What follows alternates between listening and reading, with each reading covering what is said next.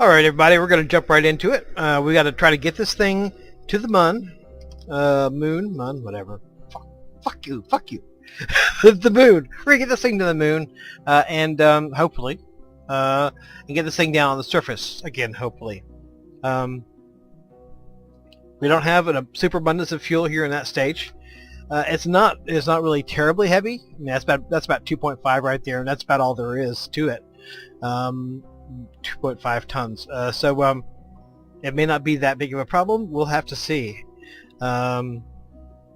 T-minus 1 minute 20 seconds until our node. It doesn't give us an estimated burn time yet.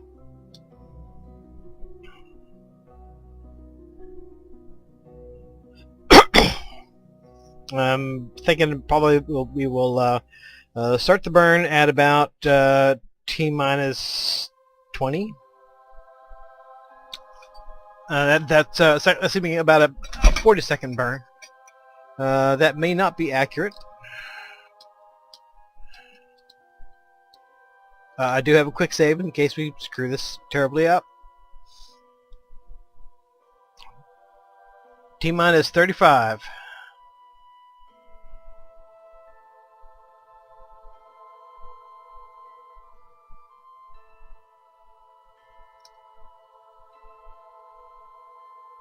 And go.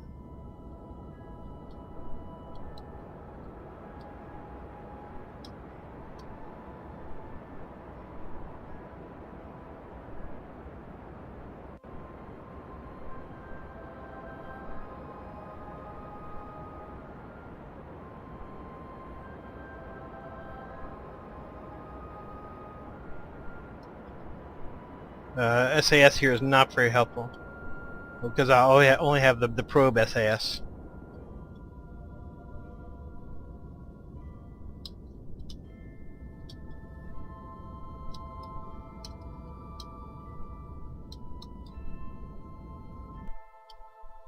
Okay, we'll go ahead and clear that out.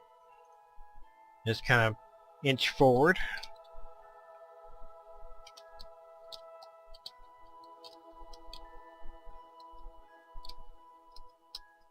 Just sort of barely.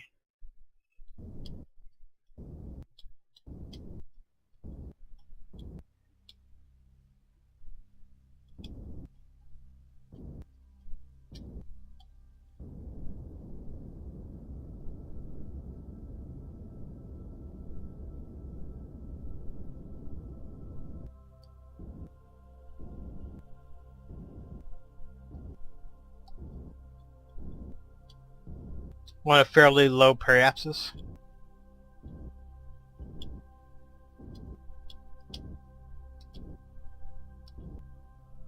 That should be good enough. Why do we want a low periapsis? Because we don't have that much vertical drop to gain acceleration, or we won't be dropping vertically for a long period of time gaining acceleration. We'll still have a ton of vertical or rather horizontal motion to cancel out, but we won't have a great deal of vertical distance to travel before we hit the ground. Well, before we land, I should say, not hit the ground. So that's why I'm going with a low periapsis here, and I could even go lower.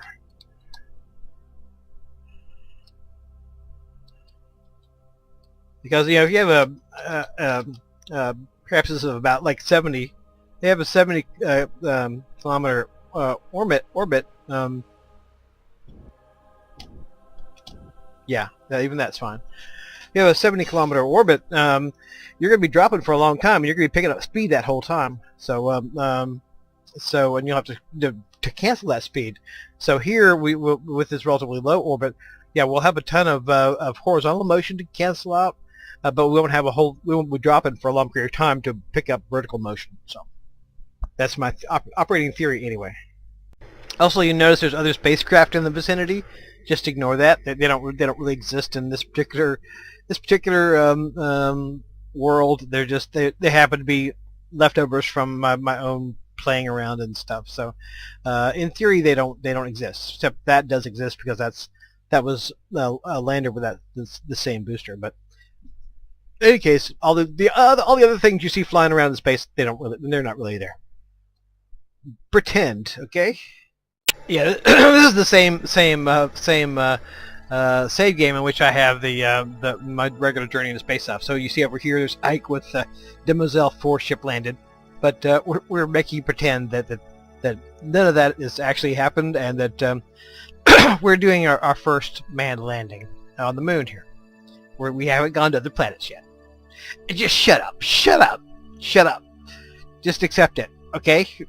All those other spacecraft, they aren't really there. All right, thank you. Okay, we're heading out into our burn to stay in lunar orbit. That spacecraft over there, it doesn't exist. Ignore it. Ignore it. It's not. This is a world in which the space program is just getting started. Right? Right. Good. All these other spacecraft, they're not really there. They're not really there. Okay? Okay. That spacecraft is really there. That was the lunar probe that I launched with that same booster that I launched all this stuff with.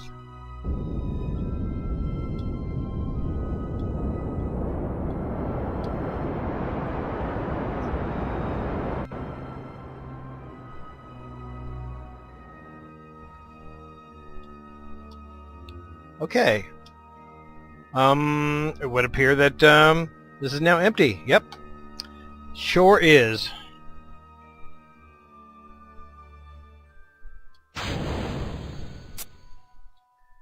Means I gotta stop the rest of this with the same engine that I'm landing with. I'm just gonna activate.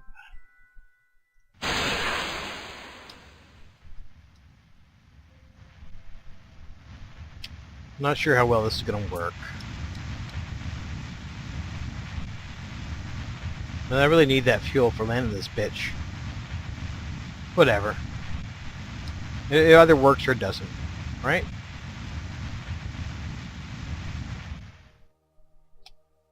Okay.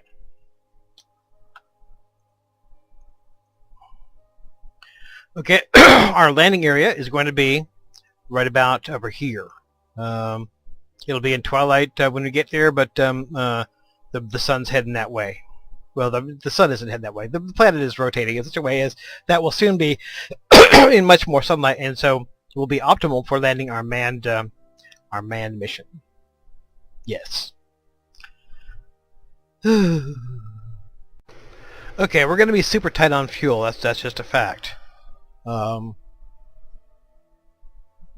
probably once we get our horizontal motion canceled out, we're going to basically going to be dropping till the last minute, sort of a death spiral.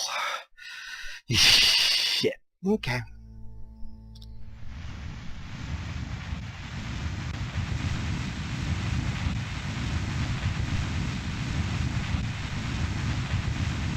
We can really ill afford to waste any fuel. Yeah, that's just to sort of get me going downwards. Then when I get about here, I'm going to start killing off that residual horizontal motion, get going vertical. Okay, once we get past this little cluster of craters, we're going to start hitting the brakes.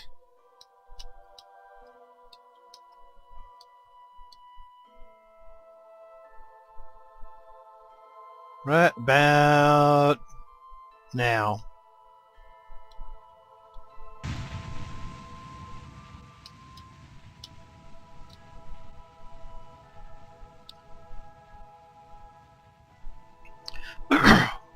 Need to get going vertical.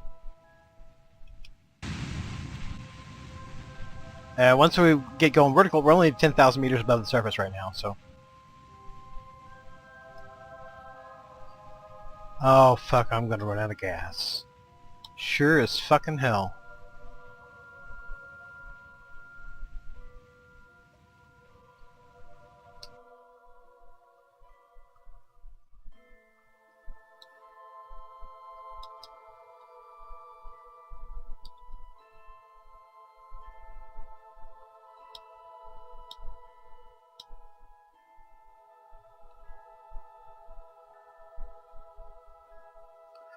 Okay, sort of balls, seat of the balls time, seat of the pants time. Still going way too fast. I don't know how I'm going to kill that velocity. I just don't. I pretty much just have to do everything at the last possible second. Or there is not going to be any fuel for this.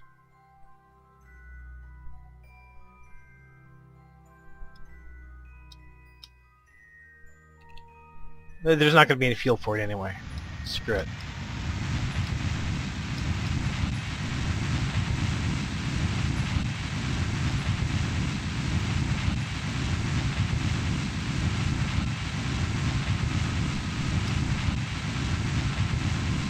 And we're out of fuel.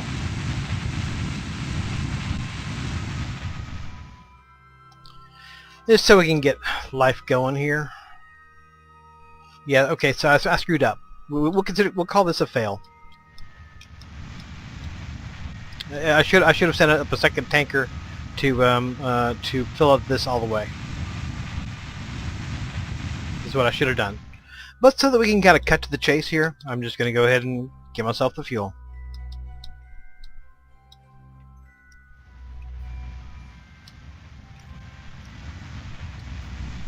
However, yeah, this should have been a failed mission. Which means I would have to have loaded the quick save. I would have to have sent another tanker up to refuel, so it could be completely fueled up before doing this.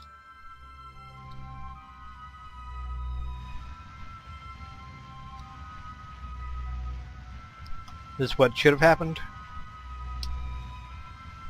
But this is not the whole program here, so we're just going to cut to the chase. Okay.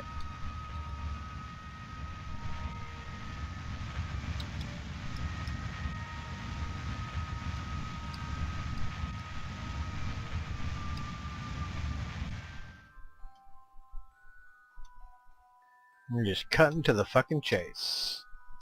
Very, very nearly had enough fuel, but not quite. If I had sent up another tanker to fill it up all the rest of the way, we would have had enough fuel, but we'll just assume that's what happened, okay?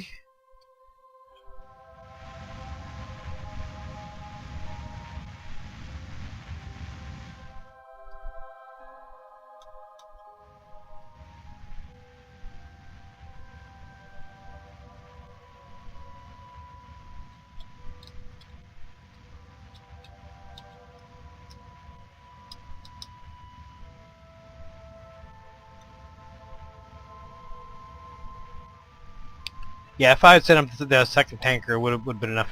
Would have been enough, because the core stage is only about 2/3 of the way full. So yeah, it would have been theoretically possible to do it with just what I had, but I would have had to have made sure that the whole thing was completely full of fuel before I set off for the moon, the mun.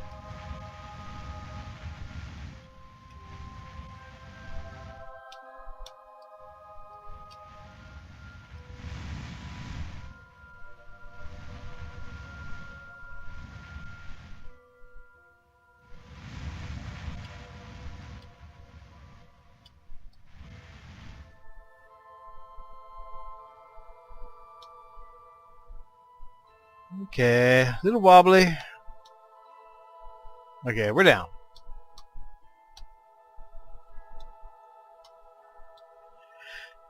Okay.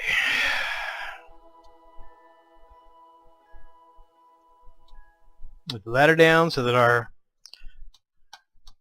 future space inhabitant will be able to come in. And we're nearby some fairly interesting topography. We've got that big old interesting crater right there, and we're fairly nearby a large crater over here. So we'll probably try to get a rover going for this guy when the time comes. Yeah, there's a little bit of an incline there, but yeah, not too bad. Maybe we can get the guy to land over here. Of course, for the ship that's going to be carrying the dude, the ship that's going to be carrying the dude here, it doesn't matter whether the landing is not perfect or whether the ship tilts over, because that ship's not going to take him home anyway. This is his home for a while. Okay, let's do a quick F5. let's go ahead and we'll call it quits for this episode. Next time we're going to send our guy to the moon. This one I cheated. I could have done it without cheating by let's do and turn off our cheating right quick. I could have done it without cheating by filling up the core stage all the way, but that's just extra hassle. It's not really part of our overall plan here. So next time we will send up a dude, land him nearby. He has to be nearby, because if he's not nearby, he's going to die, because he won't have any kind of supplies. So I'll have to land him right here, somewhere within jetpack distance. Then we will proceed to continue to send him supplies and other goodies to make his prolonged and indefinite stay on the moon more enjoyable. That's all for right now. Until next time, hasta la vista. Adios! Jebediah Kerman attempting a daring loop-de-loop around the nerd tunnel. So called because nerds use it to travel from one place to another. Okay, we got the first part of the loop-de-loop going. He's gonna have to line it up better than that. Nope, nope, nope. He failed. He failed. He failed to do a loop-de-loop. He's still in control of the vehicle. No, he's not. No, he's not. What the hell? Jebediah Kerman is alive. What the fuck? He's okay, ladies and gentlemen. He's fine. He's alive. The indomitable Jebediah Kerman, ladies and gentlemen. Alright. We now understand the reason why Jebediah Kerman survived what should have been a fatal crash, which is that he landed on his head. Thus saving landing on that dense spongy matter thus saved his life. The life of Jebediah Kerman, aeronautical hero. Yes.